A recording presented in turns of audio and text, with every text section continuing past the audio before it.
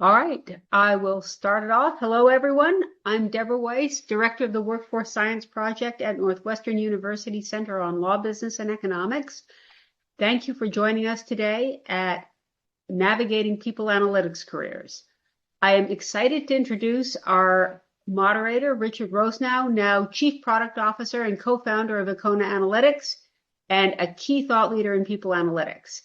These webinars are focused on open roles and how organizations redefine people analytics.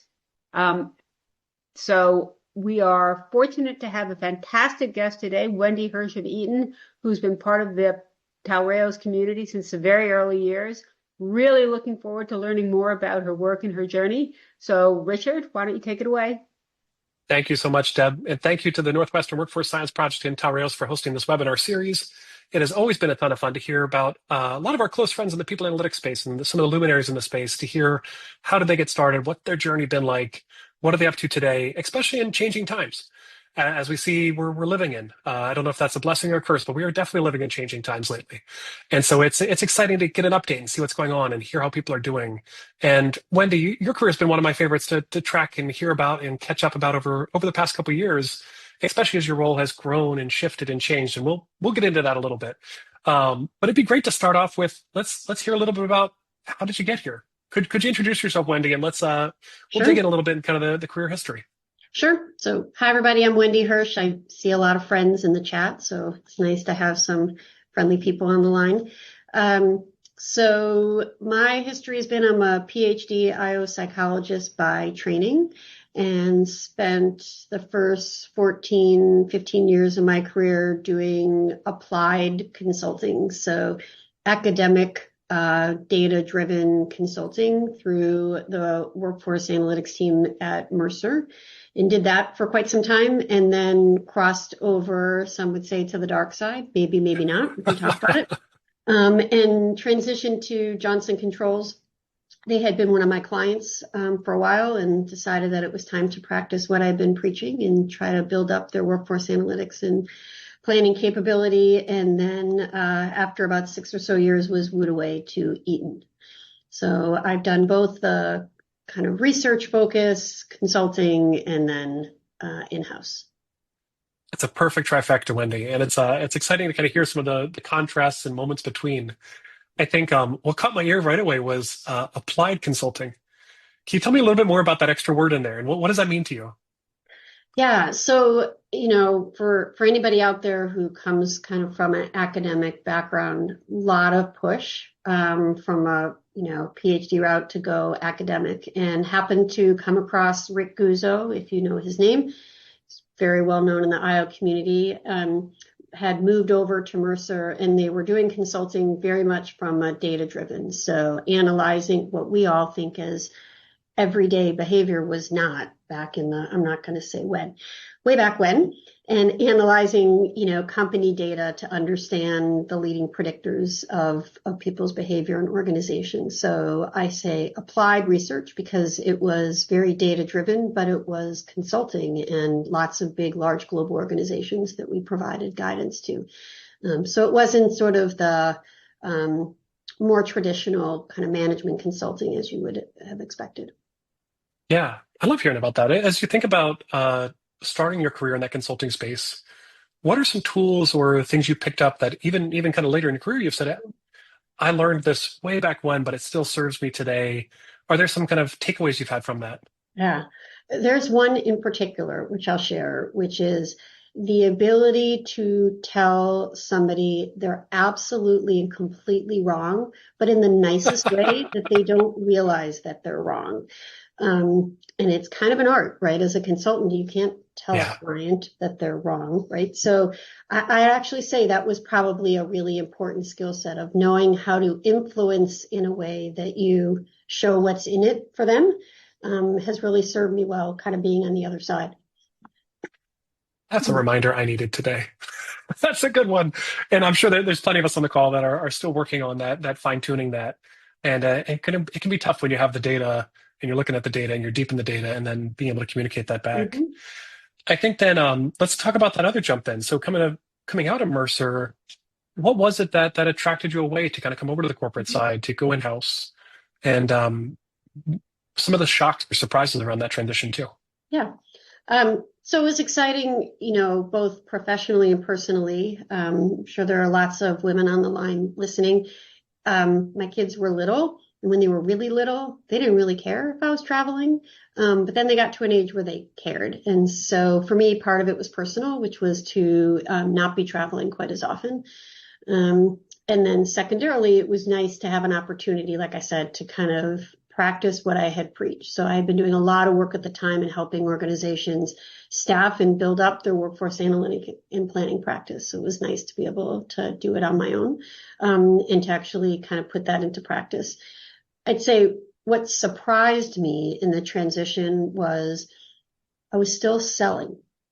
I kind of thought we'd done selling, not as a consultant, but we all know internally you're still selling. You're still having to influence and convince folks why to do a certain approach, or why even doing some type of analysis would be of value, or why acting on those results would be beneficial. So that surprised me. I also think I had this naive viewpoint as a consultant that when you go inside an organization, you're only doing one thing and you're doing the same thing all the time. And that's so not the case, right? So roles that inside organizations are equally, in some case, maybe more varied than what the experience might be for an analytics consultant. And I think that was pretty eye-opening for me. I had a much greater appreciation for the challenges on the client side once I moved over. Yeah, that was kind of a follow-up question there. I love everything you're saying there too about the sales is such a core skill with people analytics in particular. I think it's more across kind of all of HR, across all the business, but people analytics leaders, if you get a chance to get some training in sales or dip a toe into sales, like I think that pays off in droves. But I'd love to hear a little bit about that. Please. I'd say, actually, we've done analysis, right, at Yeah. Eaton, looking at what are the critical paths in careers to lead to really successful general managers. And the one common theme across all of them was they all took a stint through sales, even if it was very early on in their career. So I would say that's actually probably, we know there's no universals and context is everything, but I would say sales as a foundation for lots of different roles is really beneficial. I love that, Wendy. And I love that my kind of gut checked evidence. You came with evidence to back that up. I love that. So let's talk a little bit too. You mentioned kind of your role expanding and how roles change. One of the things I've loved, and we've chatted about a couple times, is how your role has shifted and changed while you were at Eaton. And so starting out in kind of people analytics space and kind of shifting and morphing and taking on more, could you kind of describe that for us, but then also talk a little bit about like how did that happen on the back end? Yep. So first I'll describe it, and I've done a couple of different panels, so anybody who's heard me share this story before, apologies, but or the analogy, I describe it kind of as my career as a ball of Play-Doh. I have a certain core, and that ball of Play-Doh, we'll just say it's blue, and that's my analytics, right? That's my training. It's what my heart, and that's what I do was doing day in and day out. And if you think about your career if you're in HR, you say, well, okay, so what's my career path?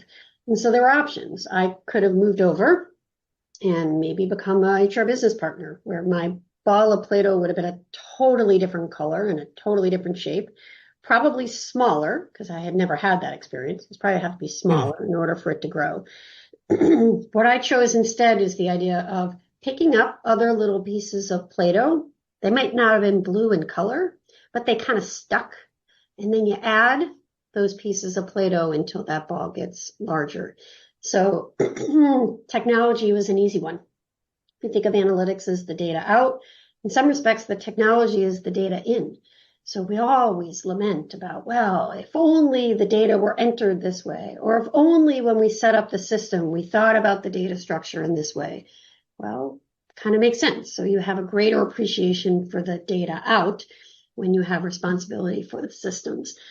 Excuse me. So that was sort of a natural kind of add-on. The HR shared services, that was really more of Wendy, we're just going to give you a stretch, right? Like my old boss used to say, if you're not deer in the headlights with a new role, then it probably wasn't the right next role. And that was certainly deer in a headlight. Mm. So taking on all of our global shared services, understanding our processes, was a big shift. So that was sort of how it kind of came together. So adding on those other little tangential kind of roles. That's really helpful. Yeah, when I think about with Icona, we're talking to a number of clients that have started to bring services into their analytics more and more often. I think it's one of those that for kind of the first decade of people analytics, we spent a long time trying to get away from some of the operational challenges. And I think this kind of like current decade we're in of people analytics, this evolution is we're realizing that those services might be actually where the data is generated. And then that flows into the systems that then comes out the other side. Since you've picked up services, could you talk about how that team flows together? I'd love to hear if you've seen the synergies now, or does it still feel like a totally separate color of Play-Doh, or is it starting to turn into that awful brown color that kids' Play-Doh turns into? Yeah, I mean, it is still a little separate, right? Yeah. And they're both a partner and a customer. So they're a partner in the sense, yes, how the data get entered, as we think about how we provide reporting to the organization. So at one point in time, our delivery model was, if you had a request, you submit a ticket and the services team would validate that you have access to that data and provide it. Now it's more self-service, but at the time, so they were a partner in terms of the delivery model, but they're also a customer in the sense that we've done analytic work to understand, staffing levels, like what level of staffing resources are required given the productivity and the volume of work that's coming in. So it's a little bit of both. But I'd say it probably still more kind of separate. I mean, my whole umbrella, and we haven't touched the fourth pillar, which is the operational excellence, which we can do, but think of all four: technology, analytics, shared services, and continuous improvement as being all like that behind the scenes HR work. That enables everything, but people don't usually see it. It's a lot of the wiring. Mm-hmm. And it's a lot of kind of how to make HR happen at scale. Yep. I think it's a bit of an interesting one and pure hypothetical. So we love Eaton. You're doing great at Eaton. Eaton's fantastic. Would you go back to a role that was analytics and tech without shared services? Now that you've had a taste of it and you've kind of seen what it can do and what you can accomplish in that space, it's a very, very hypothetical question here. Yeah. But, yeah, I would. Interested in your take. Yeah. I would. It's a lot of fun. Yeah. I could also imagine a world where analytics is separate, but what's together is services and technology. Because so much of how you deliver services is oftentimes through systems. And right, I'm going to be like every other jargon broken record. It's AI, automation. So those two pieces are so intertwined. So you can imagine, right, if you were to blow up my organization, you would imagine you might put maybe services and technology and analytics. Like I'm still of a belief that people analytics needs to be as close to the sun as possible. If it's not reporting directly to the CHRO, it should be pretty darn close. So, yeah, I guess that would be my answer. Thank you for going there with me. I appreciate it. Let's you mentioned the word AI. We made it 17 minutes in. Let's we usually hit it a lot sooner, so this was a good stretch. Let's could you talk a little bit about kind of how AI is on your roadmap or how it's come into the conversation? I think really squarely your role is the spot where that's happening across that services, op excellence, tech, and analytics, and that's if there's an argument to be made for having everyone together, that feels like it. So I'd love to hear what's going on in your world with as it relates to AI, and I know that's a big question. Yeah. But wherever you'd like to take it. Excuse me. A lot of pressure. Yeah. A lot of eyes on it. I can imagine. A lot of expectations, and a lot of reality checking, personally.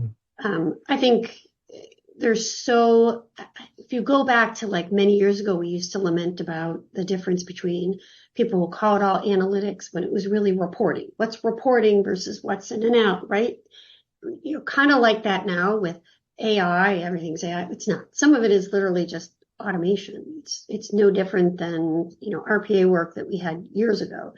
So trying to help people understand the difference between automation versus generative AI versus agentic AI. And if you don't know the difference between those, look it up.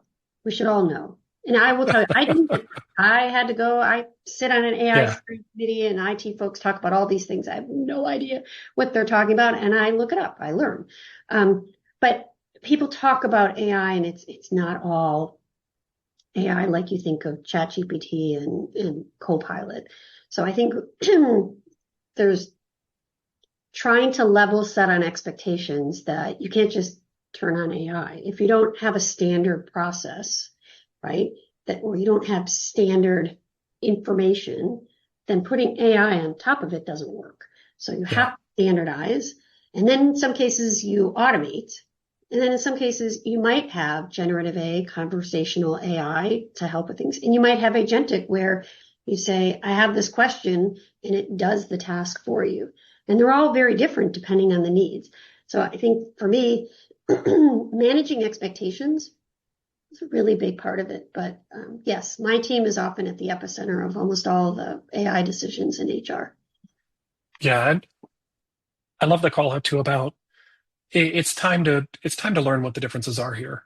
And so maybe a call out to those on the call here listening in. If you're still on the fence, like, hey, I need to know about these things. Those different words sound kind of similar. Like it's time to dig in. And I think one of the fascinating things about AI is it's one of the only technologies that has come with a complete user manual. You can use AI to learn AI. It's one of the best use cases for it, I think, is to actually kind of reference it back on itself. So if you think about your AI learning journey, do any resources or areas stand out for you or ways that you got yourself more up to speed? Yeah, I'm not a reader. I'm not a go buy a book. I read interesting things that get posted on LinkedIn and I try it. I just try it myself. I dive in and practice it. And, I'm a hands-on keyboard kind of person. So that's really been my ways. You literally just gotta try it and test it and see what works. And we've been fortunate at Eaton. We've been able to kind of dabble in AI in a couple of different ways. So there's probably lots of other, folks on the line that are doing the same, using AI from a sourcing standpoint to scour resumes and, job postings to be able to identify a broader pool of applicants based on skills and experiences. So it's not selecting, but it's helping to source both internal and external. We use generative AI to help people draft their first round of their performance reviews. And part of the prompt behind the scenes includes our leadership model and expectations. We also use it for help with goal setting to set SMART goals. We have conversational AI across our knowledge base to be able to render answers to people's questions. Still clunky, but getting there. And then we also use AI for analytics. So we have, I'll just be candid, we use Vizier and they have V, their AI assistant. And so we have that for all of HR to be able to ask questions and get an answer. And we deploy V, the AI agent, to all 10,000 managers on Monday. Incredible. Thank you for taking time to be with us. That's a really exciting moment for the company. I think, and thank you for walking through it. I think there's not enough good conversation from actual people doing work in companies about what's happening in AI and HR, because there's a lot of really good things happening, but people on LinkedIn are maybe not talking about kind of flash in the pan things, or it's a lot of influencers talking about stuff. So I appreciate you walking us through there. And there's small pilots. I think most people are just piloting, testing it in certain areas. I don't think there's anybody who's doing it broad scale and in any way. Yeah, but we should be piloting at this point, and I think that's right. I think one of the words you said there that I'd love to just get an extra beat on was around the knowledge base. This is something I've been thinking a lot about, around how knowledge bases are going from being kind of a backwater HR function to being a foreground HR function when it comes to AI. Could you talk about how Eaton's been working around the knowledge management and knowledge base? I'm particularly interested for people analytics, because I think being a very quant heavy history, we're going to have to become very qual heavy very soon. Yeah. So we've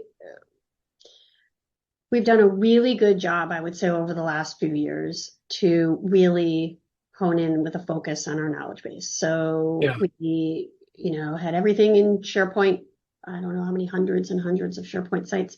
We leverage ServiceNow now for our HR knowledge base. So trying to get everything into ServiceNow so that the AI agent, right? You can't find an answer if it doesn't have the information to find the answer.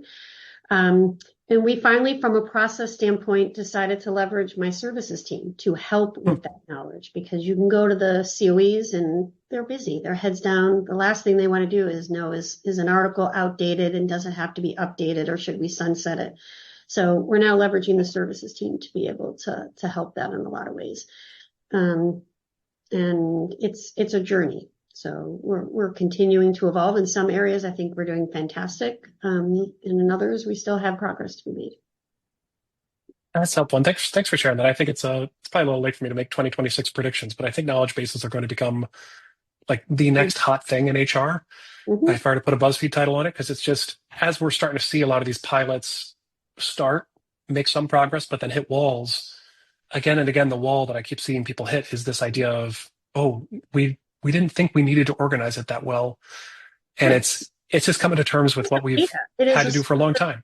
Yeah, it's a source of data. And if your data aren't there or aren't correct or aren't complete, then the analysis won't be, or the AI response won't be.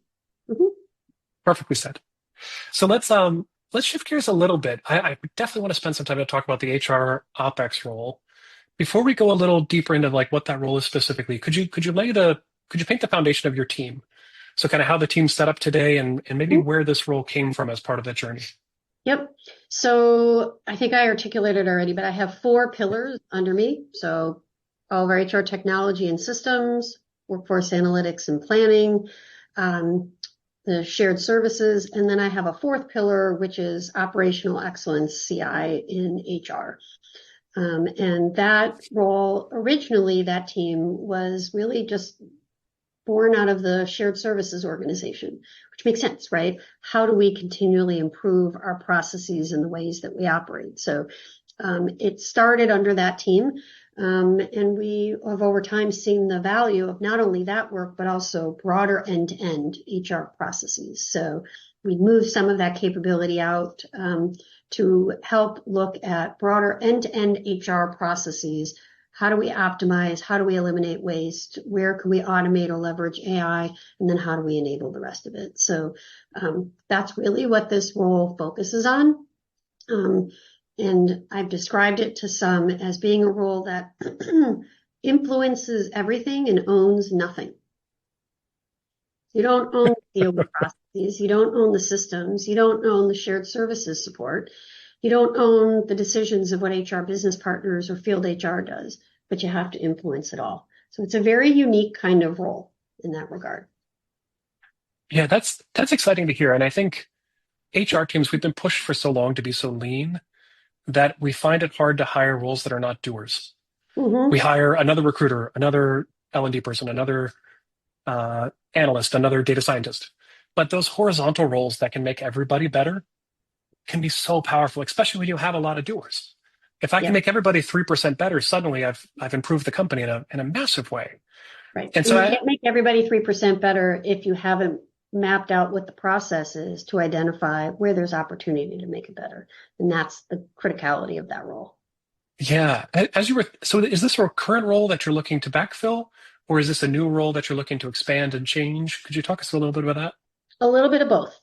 Okay. So it's a current role that we're backfilling, but it will be expanded in the sense that it will be really more end-to-end HR process versus just in support of services. And I have a brand new CHRO who is all about process and HR service delivery, and his advocacy for this kind of work is going to, I think, make the impact of this role that much broader and bigger. That's fantastic. It sounds like a great opportunity for someone to come in and build who's senior without having to start from scratch or build a lot of those kind of like early, like, this is who I am, this is what we're doing. It's like they've got some momentum here already that they can then kind of take it and elevate it to that next spot. True. There's also an element of, okay, so now I have to tell you where your baby's ugly, because you might have to unwind some things that you already have in place, which is okay. That comes back to that first skill. you were talking about. Being Right. able to a lot of Right. ugly babies out there, but we don't say that. We talk about it differently. I think so the role was pretty heavy on I was taking a look at the role. Like I love Hmm. seeing it. I think it's a unique one and kind of the forward and future of where HR is going. I'm a heavy believer in this type of role.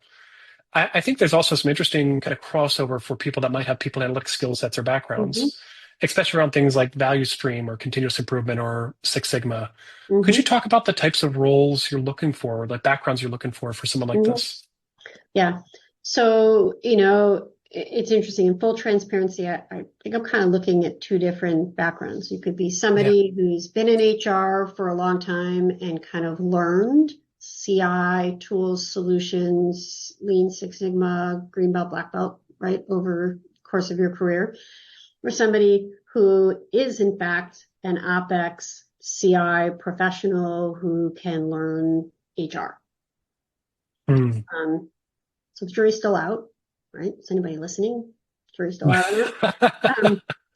Um, so we'll see. I could imagine kind of pros and cons of both, value to both, uh, but really needs to be someone who is very process focused, someone who's going to be more proactive than reactive to come and say, hey, right, this is what best in class looks like, and this is where we are now, and like this is how I think we need to prioritize to fill that gap. Yeah, I love that. It's been a long debate, I think, in people analytics too. That sort of, do you get a pure play data scientist and teach them HR? Do you get Mm-hmm. an HR background person and teach them data science? Mm-hmm. And it depends is probably the answer, as always. But it's kind of a optimization problem, not a maximization or minimization. Yep. I know there are some on the line who were not pure HR folks that we brought into analytics and do an amazing job. I won't Yeah, call them out. They know who they are. But yes, so I've done that in the past, and they are some of the best analytic people.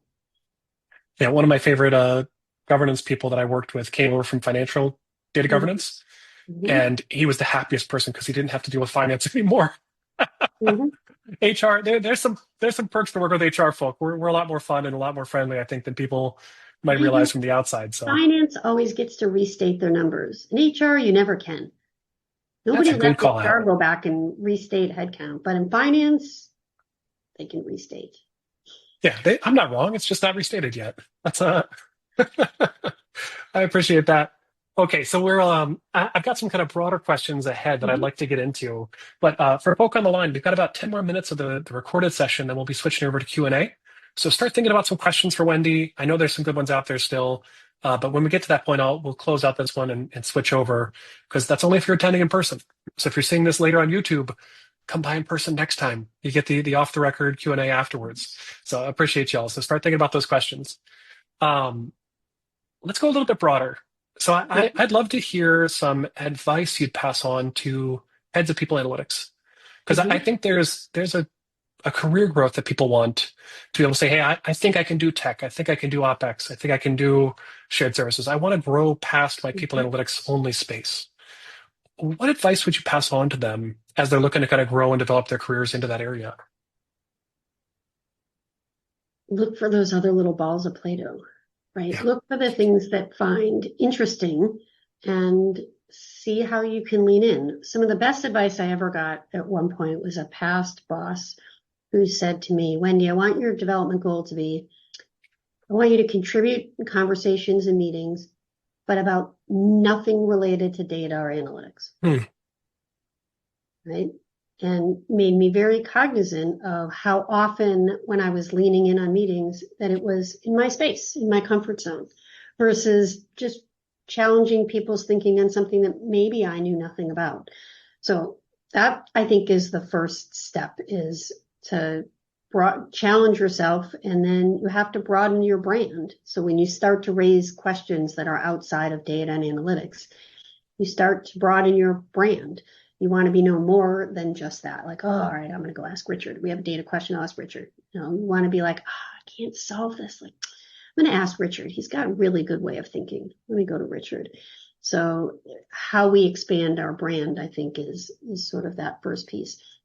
And then think about how could data and analytics help inform some of those other areas. I mean, one that I've toyed with for years is diversity and inclusion.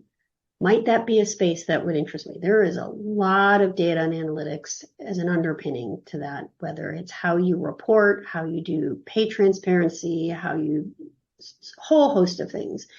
And is it an area of passion? So think about what are those other areas in HR where you might have an interest where there is that sort of data underpinning. The same could be true in comp. That's where a lot of people analytics people started, in the comp space, talent acquisition, the operational side of TAC. So that would be some of my recommendations. I think it's fantastic advice, Wendy. It's a great reminder.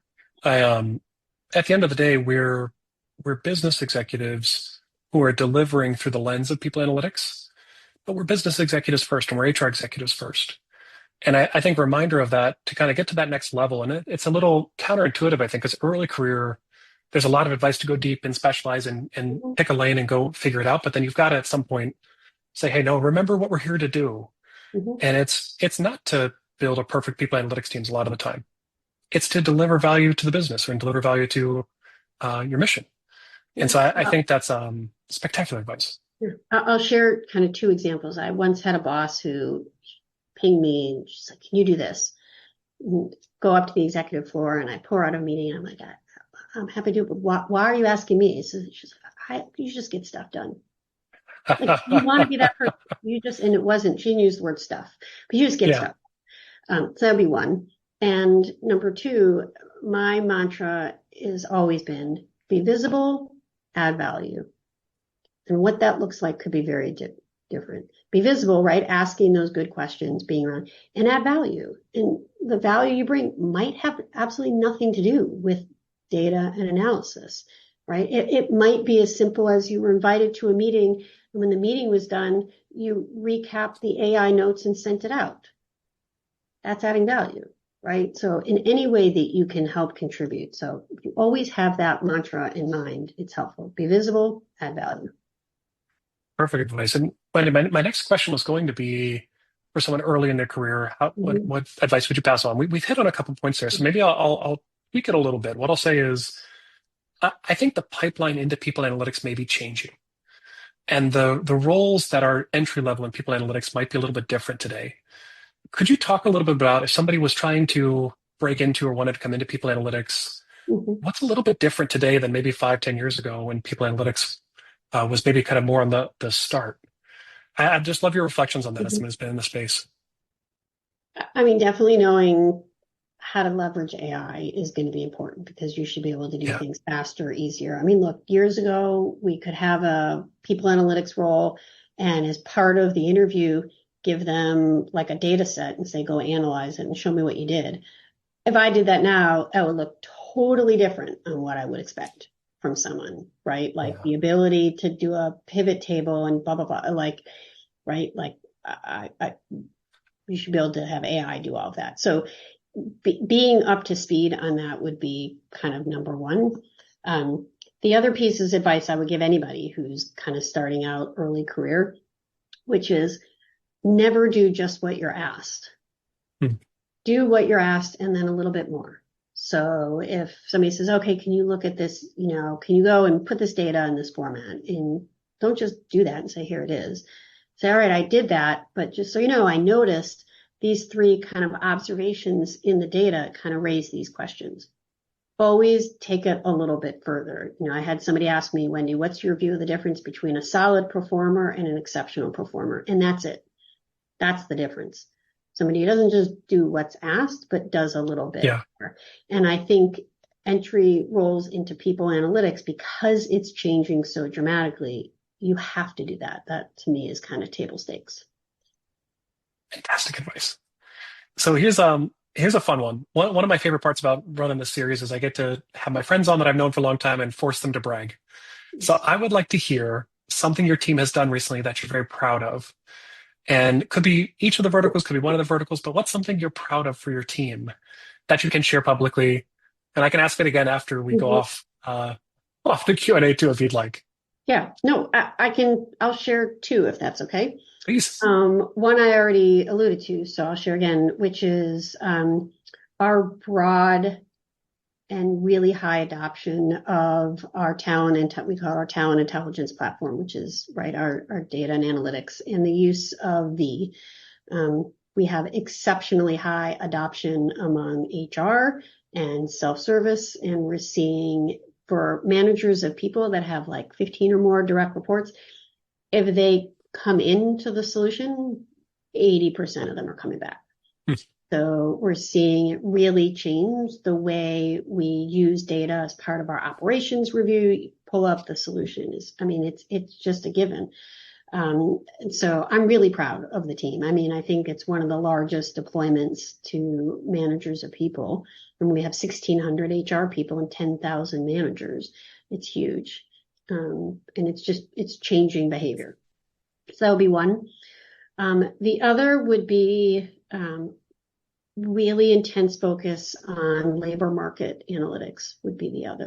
And my analytics team has been so instrumental in helping to identify sites and locations for future facilities for Eaton. These are massive investments.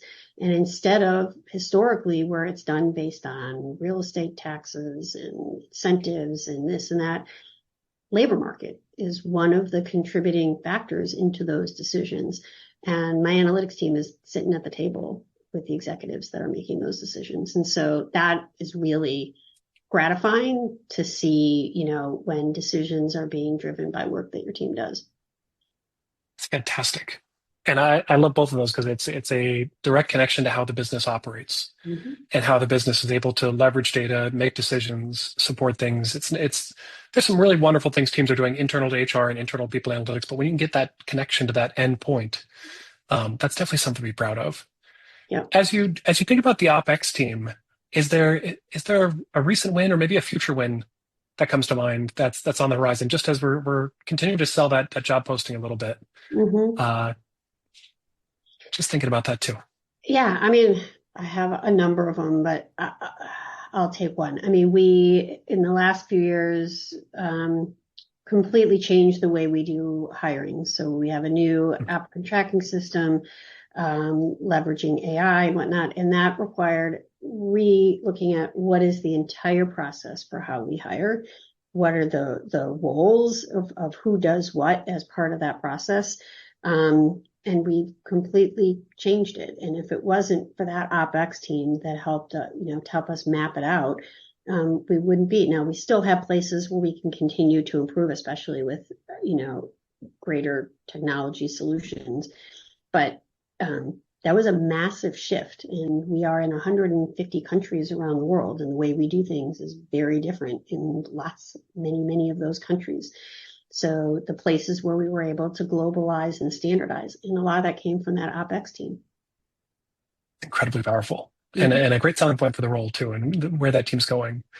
I think maybe as a final question for this part of the interview, one of the things that's always fascinating to me is when I meet my friends who have backgrounds as PhD academics, and one of the questions I like to ask them is, what would you have done if you had access to the data you have access to today? So when I think about 150 countries and 10,000 managers, if you could go back and tell Wendy in her PhD program, hey, do you want to come be a part of this? Would you like to see some of this data that I have today? How do you think you would have reacted? Oh my God, I would have been salivating. About doing my PhD, and I had to literally knock on doors of companies, beg and be like, please let me in and collect some data. We're actually doing some work with the Workforce Sciences Institute with Rick Guzzo and Haig Nalbantian around how can we better support the use of organizational data to be used in research and overcoming some of the privacy challenges. Can you leverage synthetic data as a way to do analysis to publish? So I'm able to get back to some of those roots by doing some of that. But the answer is I would have been salivating. That's fantastic. We'll have to catch up more about that org research. That's a personal passion project for me too. Finding ways to connect kind of academic and practice voices here. But Wendy, you should be incredibly proud of the career you've built, what you've done, what you've been able to do here. And I am so thankful to you, for everyone on the call here and for everyone that's been listening later on YouTube. Thank you for being so open about your journey. And I and would what's say going I on didn't here. get here alone. There's lots of people who are listening now or may listen later who are key reasons for how I am, where I am. And it's it's with those partners that you're able to kind of grow and rebrand yourself and reinvent yourself in different ways. Fantastic. Okay, with that, we will close out this part of the interview. Come join us next time if you'd like to see the rest of the Q&A. And thank you again, Wendy. Thank you.